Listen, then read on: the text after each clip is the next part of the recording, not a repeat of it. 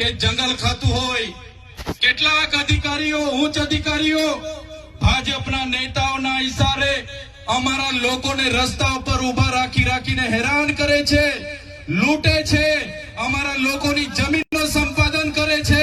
ત્યારે એવા પોલીસ અધિકારીઓને પણ કહેવા માંગુ છું, આ આદિવાસી સમાજ છે, અમને સેન્સરશો નહીં તો તમારા આવનારા દિવસોમાં પટ્ટા ઉતારતા અમને વાર નહીં લાગે।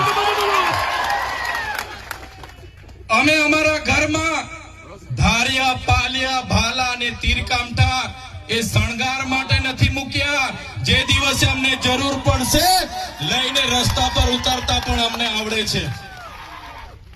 અમારા આદિવાસીઓની જમીન છીનવાશે, અમારી બેટીઓ સાથે અત્યાચાર થશે, અમારા યુવાનો સાથે અત્યાચાર થશે, કે જંગલ ખાતાના અધિકારીઓ અહીંયા આવીને લાઠીચાર્જ કરશે, તે દિવસે અમે તીરકામઠા, ભાલિયા, પાલા લઈને રસ્તા પર ઉતરતા અમને વાર નહીં લાગે।